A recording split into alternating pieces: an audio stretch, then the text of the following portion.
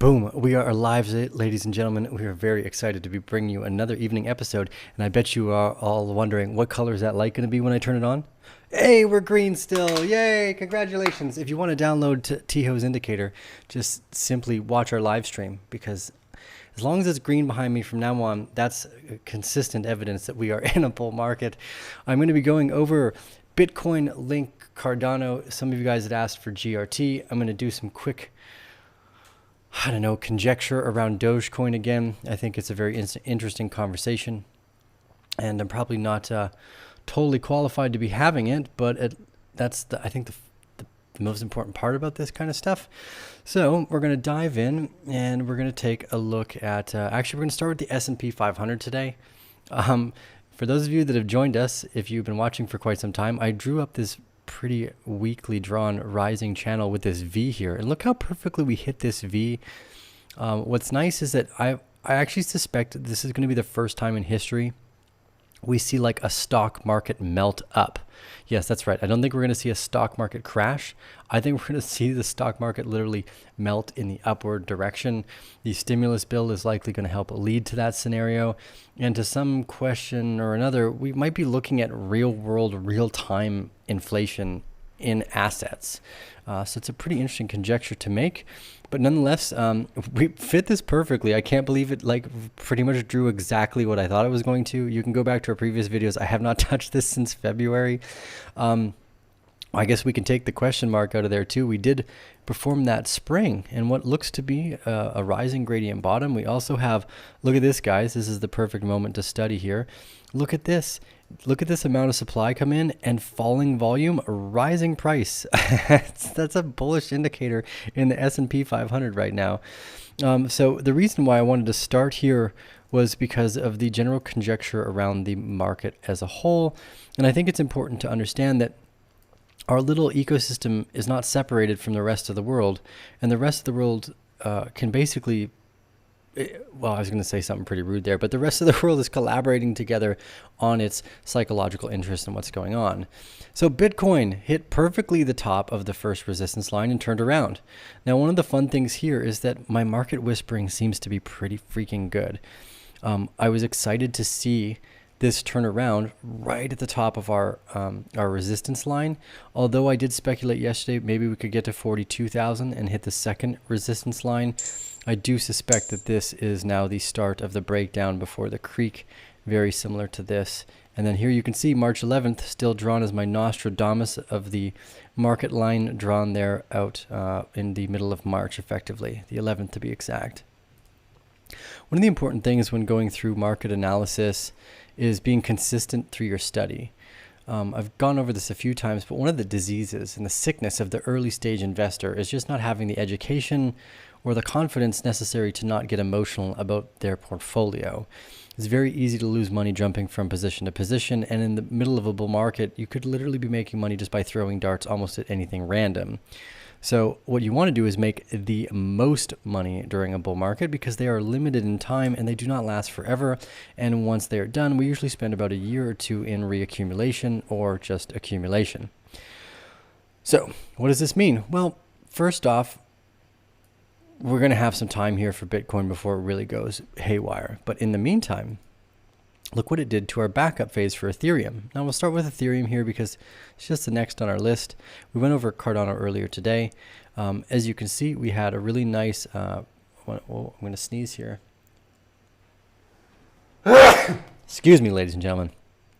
Damn, that felt good. Okay. Here we had our primary support, our buying climax, our shakeout, automatic rallies, test, and then the first SOS into what now looks like a backup phase. Now, our previous backup phase could come as low as 1526 here for Ethereum. Not too worried about that. And it's not until we get a little closer on the 1 hour that you can see that there's a new trading range that has started to form. Now, first off, notice how Ethereum at the current moment has actually respected the channel of the rising wedge that we can see from the 4 hour. Here's the 4 hour. Here's the top of the rising wedge. Again, just not a pattern. Don't think about pattern trading, just using it for reference point during this speaking segment. So now we have a new point of control, currently right around the $1,630 area. I do suspect that we're going to see a secondary test like this. We're going to have a bounce up again, another test, maybe a little spring to 1577, and then a run up. And this is likely going to happen on the fact that Bitcoin goes into this declining motion and closes around 33,000 on the next area. Now, first and foremost, guys, the reason why we want to create a healthier environment for learning through education, through studying with the private group, is because when we go over this consistently, it's a lot easier to see the details and kind of separate the forest or separate the trees from the forest. Because when we start to get in on a really small time frame, and some of you guys have brought this up in the private group, was like, oh, is this a distribution? You're looking at like the 15 minute or something. Currently I'm on the 45, but you were looking at even smaller time frames in the private group. And there's good conjecture here. So I will go over it because one of you, and again, remember, this is like a micro distribution. So it's a horizontal trading range drawn like this. You had your primary support, your buying climax, and then your upthrust. Now, one of the key points about the upthrust here is actually our effort versus result. So we can use this as an educational process, and I will. So shout out to, I forget which Bear Den member it was. It was like Brock or something.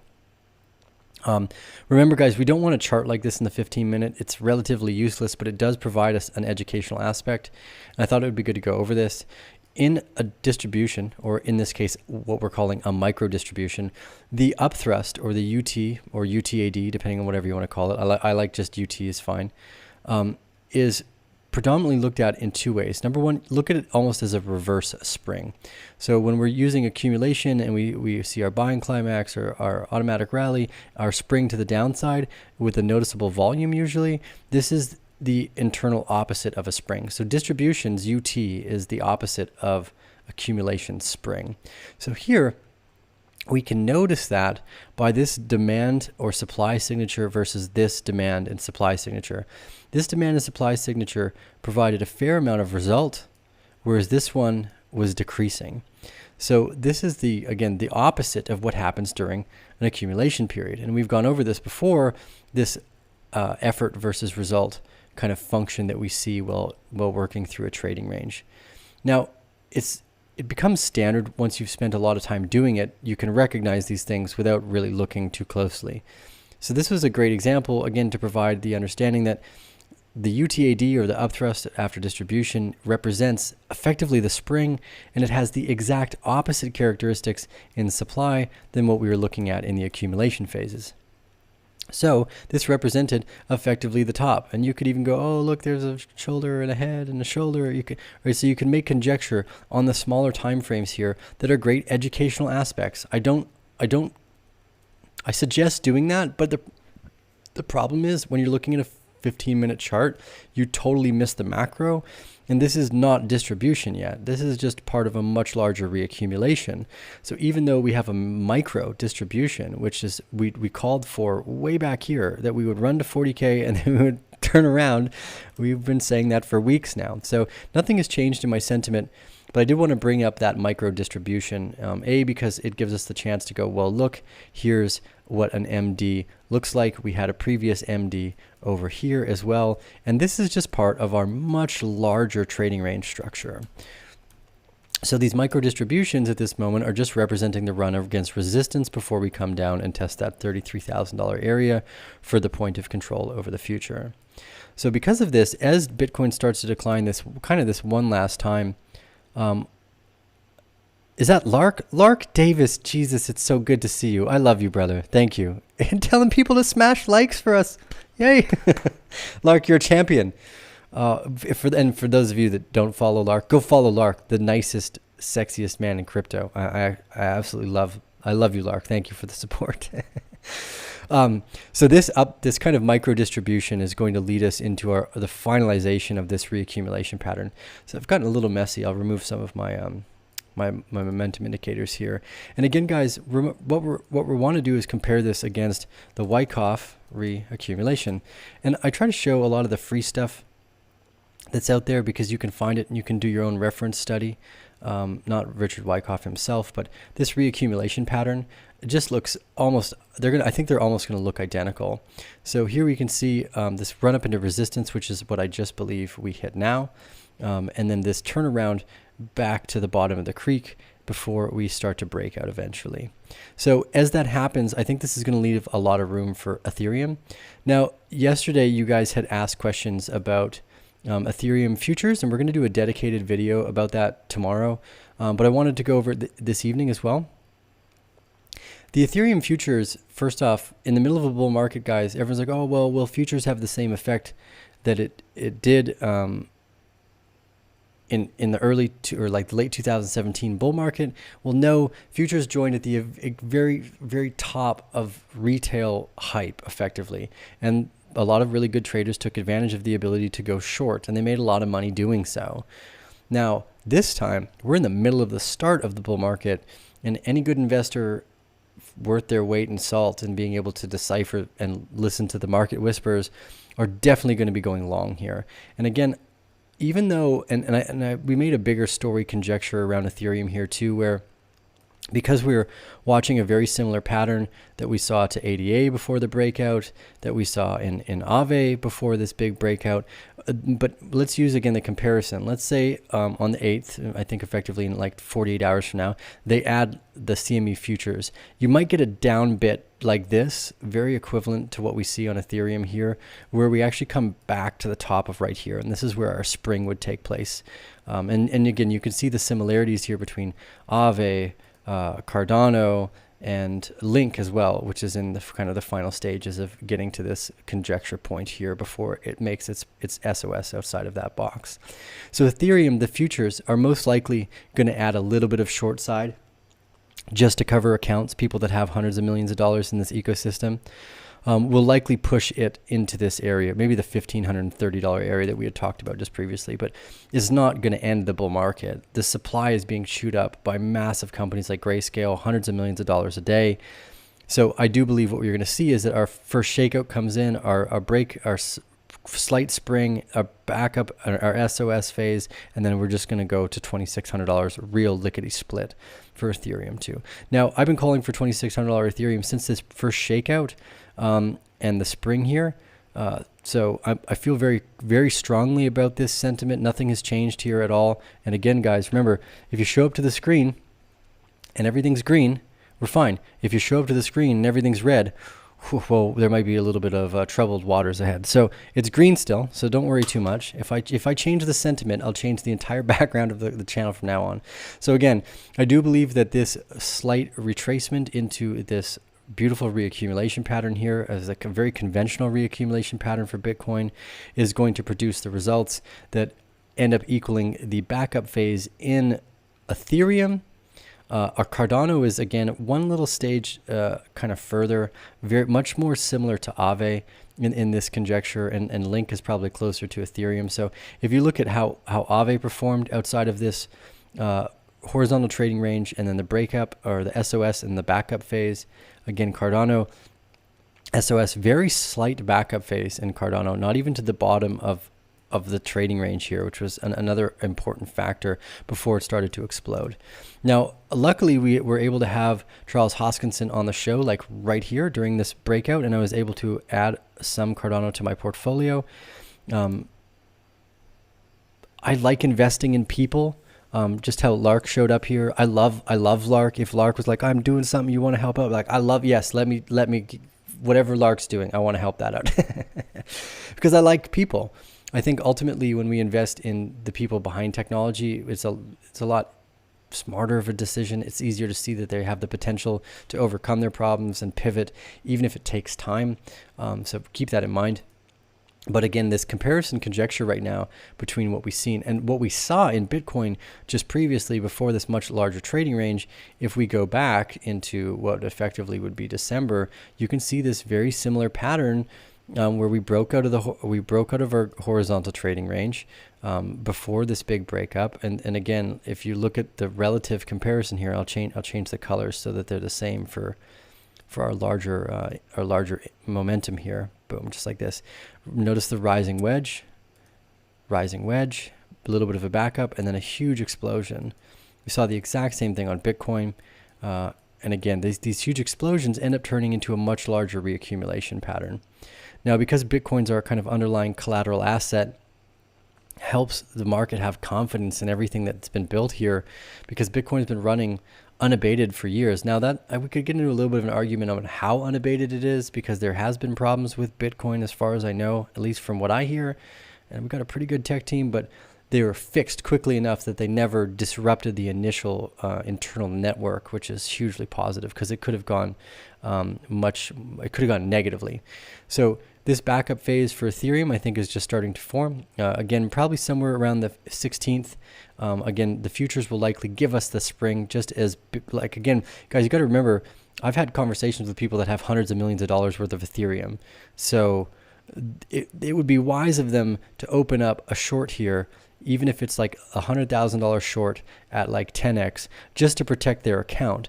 And that's often what these bigger players are going to use futures for, is for the protection of their spot buy, right, effectively. So keep that in mind. I do think some of it will push us down, but I don't think it'll go any further than 1530. If we're lucky, it will go 1530.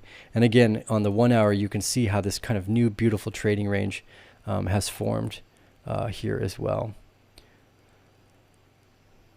Okay, so I'm going to go over a few more things before I jump in the chat with you guys. So again, Link, we went over. Cardano, we went over. Aave, we went over. All very similar pattern structures right now. We started off by looking at the entirety of the market, and GRT was one of the ones you guys had asked for to look at as well.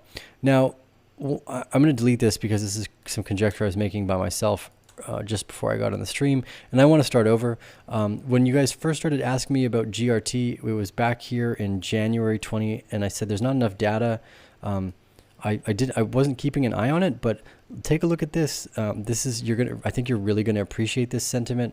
A lot of you guys ask me about cup and handle formations, and I say you always want to find a cup and handle that's taken months to form at the very least. Otherwise, you're not looking at a very strong signal for the cup and handle. So here we can see what I believe to be a flawless cup and handle that had formed over the last few weeks. Well, I kind of wasn't paying attention to it whatsoever. So here's a nice cup and here's a nice handle. And again, if you measure the spread of this, you're looking at 39 days approximately. This fits our minimum multi-week accumulation range. So again, what's nice about cup and handles, guys, is they should form on at least multi-week, hopefully multi-month, sometimes even years, because they're a reaccumulation channel. So you see our primary spring come in, our first test in LPS, and our first SOS outside of the box. Now, there's a lot of retail likely in this place, so you're probably going to get a big backup phase, somewhat similar to what we saw in the KNC and the private updates that we had sent out to our members from the Bear Forge with Baloo. So shout out to Baloo on those, but we'll take a look at KNC and Band just as a comparative analysis, because again, I think the backup phases were quite similar. So here we're looking at KNC. The private update again went out on this reaccumulation after decline. I think we sent it out at $1.20, which is pretty much the perfect POC line here. We took our entries. But again, what I want to highlight here between GRT and KNC is this backup phase. Notice the volatility of this backup phase effectively. If you measure, and again, I'm just kind of loosely drawing at the moment, you got a 30% volatility spread in the backup phase alone. And this is what we saw with Band too. And I think that this is one of the larger effects of having more retail investors in this market in general. You just get a lot more emotion, and because of that, you get a lot more volatility. And this is people jumping from one token to a next. Here's the backup phase for Band, and you measure the spread here, 33%. That's a hugely volatile backup phase. And again, I think that this is the effect of the Moonboy Lambo conversations of retail being able to actually invest in a market sector before all the big boys chew it up. So it's actually a positive thing that we see this volatility, because it means people are learning lessons quite often. Now, they might be expensive lessons for them to learn, but nonetheless, they're learning the lesson. And that's more important than not learning the lesson. So when we go back to GRT here, I suspect what we're going to see is a fairly volatile backup phase for quite some time to really finalize this, what I believe is a nice cup and handle through reaccumulation. So other than that, if I were to make just a little bit of a slight price conjecture on terms of like finding a move outside of that backup phase, one of the simplest ways to do that, because we are in a bull market, as you can tell, again, the light behind me is green. We measure from the top of the trading range to the bottom of the spring, and we can see easy early, I guess what would be our first PNF targets at around $2.30, which would yield approximately, let's see the spread here from the top of the box, if I could grab. There we go, approximately another 170%. And we've seen stuff like this very frequently in this ecosystem. Kava is another kind of great example of the horizontal trading range.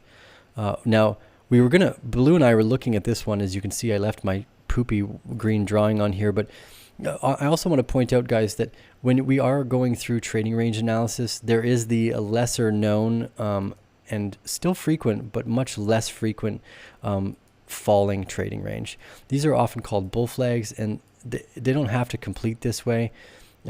But this is how Blue and I were drawing it. It was either KNC or Kava that we went over in the Bear Forge. We picked KNC, although both have yielded great results of around 100% since that idea went out.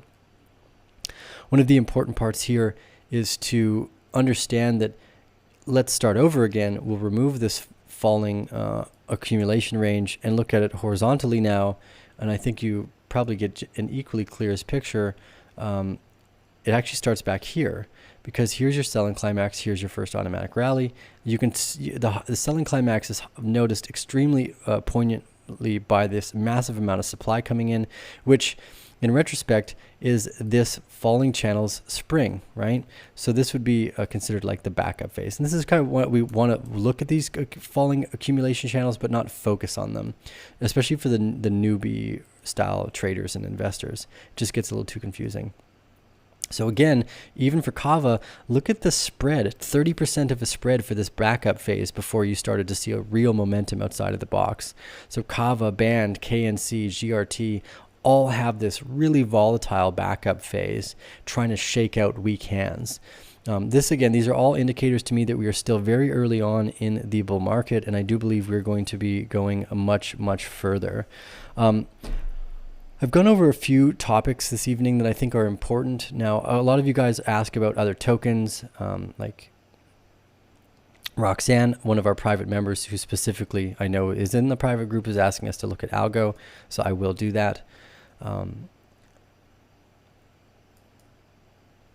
So again, one of the nice parts here is, well, first off, we've had this drawn up for a while apparently, because I haven't looked at Algorand in a while, but we were following a nice horizontal trading range for Algorand. Again, you guys will note I changed and switched entirely to charting versus US dollars. This looks very similar to the band update that we sent out, which is again a fairly volatile inverse head and shoulders before a breakout of the box, but Algorand is actually a few steps ahead. So notice the large price spread on the volatility on the SOS and the backup phase, around 30%, a very high similarity there, and a rising channel. Now, we've gone over these rising channels before too. We saw this in Aave before it blew up. We saw this in Bitcoin before it blew up. I do believe we are still early in this bull market. I know I've been saying that for months now. When we get close, maybe I'll like start fading the green out a little bit. I'll be like, okay, it's not totally green anymore, guys. Like, it's getting blue. Oh my God. Like, we're getting closer to, like, it's like yellow. We should be worried. Like, maybe it's, or, you know, we'll fade through the colors as we start to get closer to the end of the bull market. But currently, no, we're still full swing into a bull market. People get scared by these little movements in Bitcoin. They get scared about futures coming into Ethereum, and it really makes absolutely no difference. Not at this moment. Any of the big players who are going to play with the futures are going to use it to protect their accounts, and probably even maybe could decide to go longer, which is a longer? Jesus, what did I say? More bullisher? Yeah, that's what I tried to say last time. So keep that in mind when doing your homework and your study. So Algorand had a really volatile backup phase before the SOS and the bottom of the backup phase has produced around 116%. And then from the spring here in December, very similar to some of the others, we've got around a 247%. So there's a lot of potential here in Algorand. My tech team tells me they love Algorand and Avalanche, although Avalanche has been performing much better since our entries than Algorand. I actually had exited Algorand back in August, September. So we caught some of the highs on that, which was quite nice back here. I did not remake my entries because now we're at new highs, but this is a different story. You kind of want to start from scratch. So I definitely wouldn't be entering a position here yet if I hadn't taken it, because there are other better plays that are earlier on in their movements so far.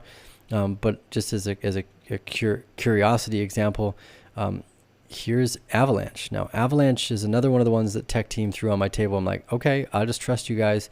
Algorand is in there too. There's supposedly great tech behind Algorand. I think Charles Hoskin mentioned that Algorand's team were the guys that created the VFR, or the Verifiable Random Generator, which is a pretty important part.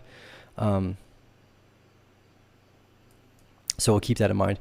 I try to ignore fundamentals, guys. I think it's pretty useless to some degree. Dogecoin is a great example of why fundamentals is somewhat useless. Here, see, it's just buy and sell pressure.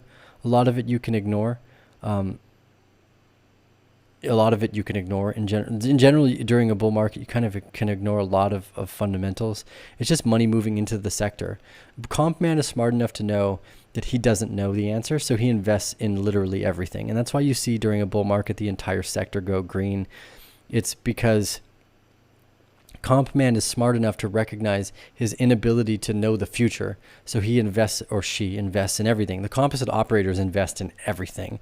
They literally move the whole market when they step into it, because there is no discernible future that you can exact. They invest in everything because that's the way you play venture capital. It's a numbers game. You don't need to get one right. If you get close to all of them and you get a few of them right, then you've won the game. And the bigger players that are showing up here know this a heck of a lot better as well. So I think that's kind of the end for the first part of this live stream, which is I just go over market conjecture without too much interruption by the live chat. I did see a super chat kind of jump up into the screen there, so I'll open that up now and go. Chris Phillips says Kiva, another $50 for Kiva.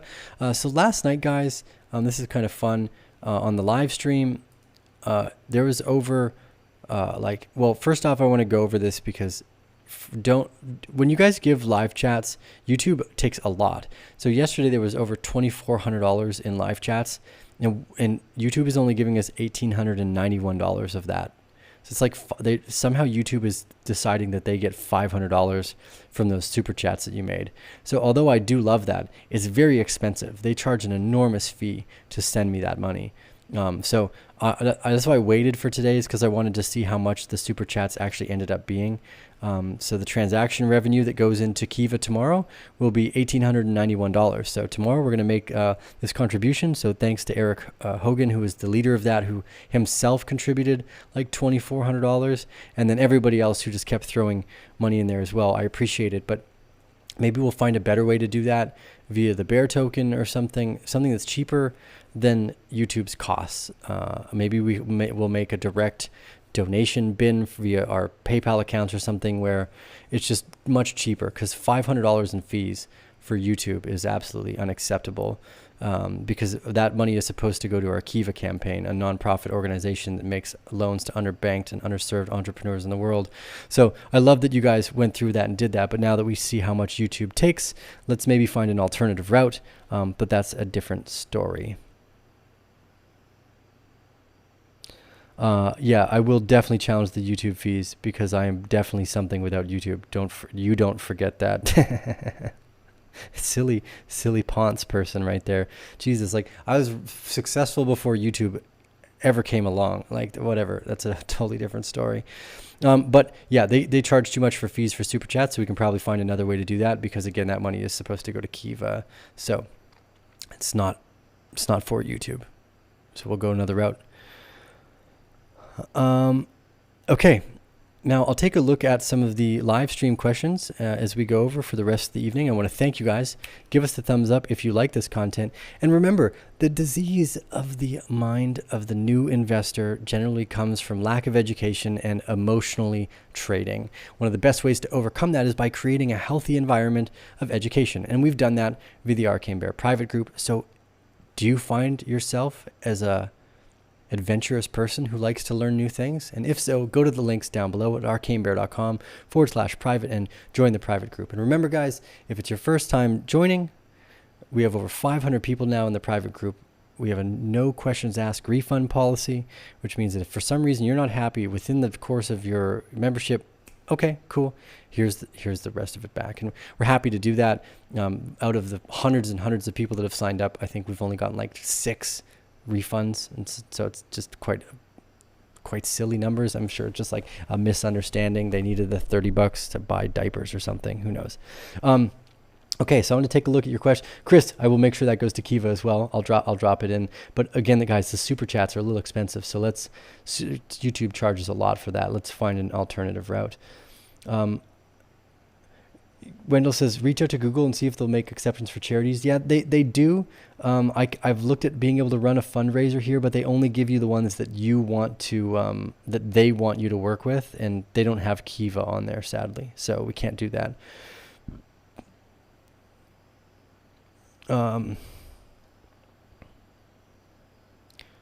Jerry says, thanks, Roxanne. Join the team, people. I love you guys. I appreciate the support. Netlux says, Streamlabs, trust me, it's free and you can integrate crypto into it. I'm on Streamlabs right now. So maybe there's another way to do the Streamlabs donations chats. As you guys can see, this is the Streamlabs area. I do know that I've got that store set up. I just don't know how it actually works yet. I'm still kind of trying to figure out Streamlabs, but we are using Streamlabs currently. So that's the way, that's what we're doing. I don't know where else how you can make donations or contributions through Streamlabs, but I'll take a look tomorrow. Lenny says, Lark brought me here back in early 2020. It was a great interview that Lark did with Tio. Advice from these two guys has changed my life forever. Lenny, what a great comment and feedback. I adore Lark. He's one of my favorite people. Over the years of being in the crypto sector, we've ignited a friendship. We chat frequently in the background. He is such a sweet human being. I have only good things to say about Lark, and I really appreciate his support. I'm glad he jumped in the live stream tonight to say hello. Alex says, supposed to go to a good cause. I know, it kind of sucks that they took that $500 when it was supposed to go to Kiva. And and again, that's, I can make the difference in myself, but I've already put in $1,800 or $1,200 this month alone. So you guys we pretty much doubled what I put in together, which is amazing. And then Eric, who messaged me, I've got a private chat set up with him soon. Mr. Cat says, I've set up 2 YouTube's account. I liked with both. Thanks for that. Mr. Cat says, unfortunately, the other one had an Ivan ad before it. Yeah. Ivan on Tech is running ads, so that's funny. He's probably running Bybit advertisements because silly people. Anyways, Tio, Link or Cosmos? I have no idea. Personally, Link is an industry leader and is slowly becoming one of the ones that I like as a permanent fixture in my portfolio. So I haven't looked at Cosmos too much. I wouldn't be able to make any conjecture around it unless I looked at the chart. But again, in the bull market, guys, everything goes up. It's just how much does everything go up is a great question. Anton Bejak says, you're awesome, brother. I always tune in. It's very important to me. How long do you think Aave dips, and when do you think it will go up? Future of it or not? Thanks, bro. Again, guys, we've kind of gone over Aave. It looks like it's about to start forming a larger reaccumulation pattern. Kind of probably similar to what Bitcoin did after it saw its primary breakout outside of this type of trading range, where it goes up, it smashes back down, it goes up one last time, and then you get a much larger reaccumulation range that takes place here.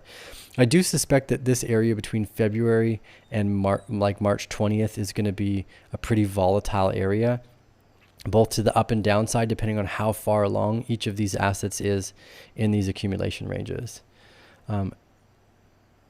Jerry, I love you too, brother. Thank you. Chris says, hit the like button. Alex Kushner, join the group. It's been the best choice I've made all year. Man, you guys are awesome with your comments. I love the private den. Thank you. Edward Schultz, I can't pronounce their last name. Will ADA continue to pump in the face of BTC bleeding down or reconsolidation? Questions like that, there's no definitive answer. So yes, everything's going to the moon, Cardano to the moon. Again, if you compare Bitcoin, the rising wedge breakout, and Cardano, the rising wedge breakout, and Ave the rising wedge breakout. We're too early on to say how much higher it's going to go, but right now, currently, it looks still like a reaccumulation pattern. Although we're seeing weakness form inside of the signal and rising supply price or rising supply coming into the market. So it's the opposite, where look how little the supply marker was, look how much result that increased, look how much supply came into the market this time, and look at how much result that increased. So you're starting to see a weakness in this part of the run for Cardano. You'll probably see a bigger reaccumulation phase take place, although you might see another big spike of volume come up here to match this initial spread.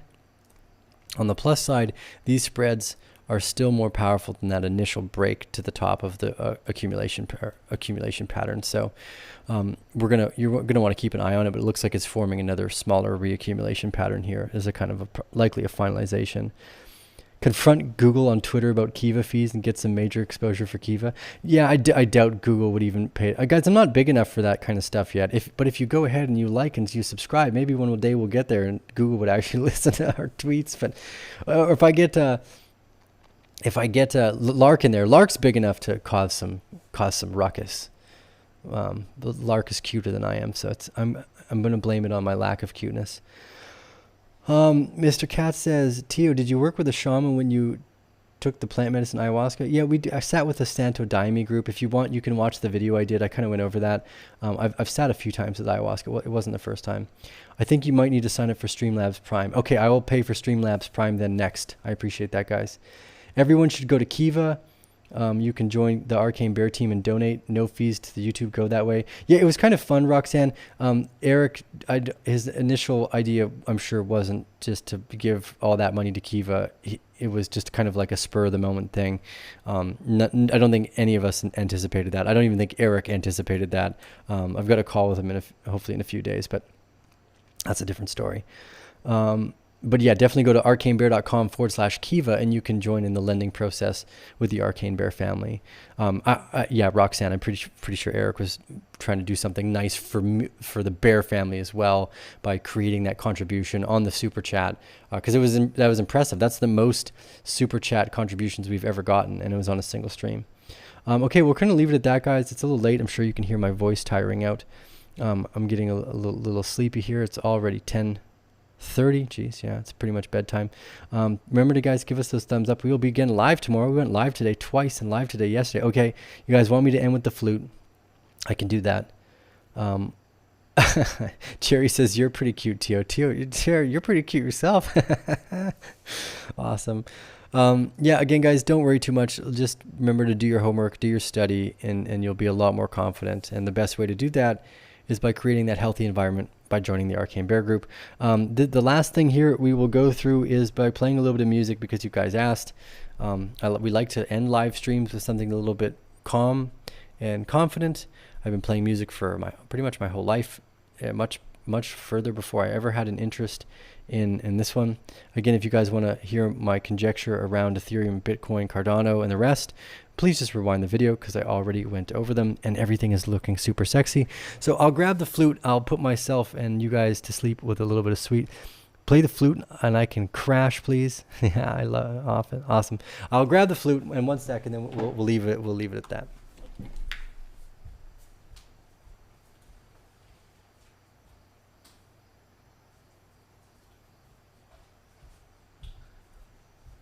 Okay, so I'm gonna have to figure out how this sounds, you guys, but we're gonna leave you off with a little bit of so this is the native flute, by the way. This is a Navajo flute. It's a drone flute.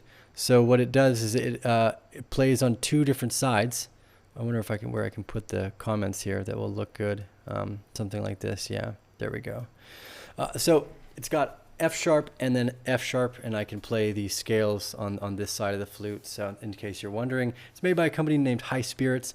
If you were ever interested in getting a flute, this is probably like one of the best. This is not a sponsored channel episode, but definitely check out High Spirits flutes if you've ever wanted to play one. Some of the nicest flutes I've ever played, and yeah, I absolutely love this thing. I'm play some minor tonight, I guess.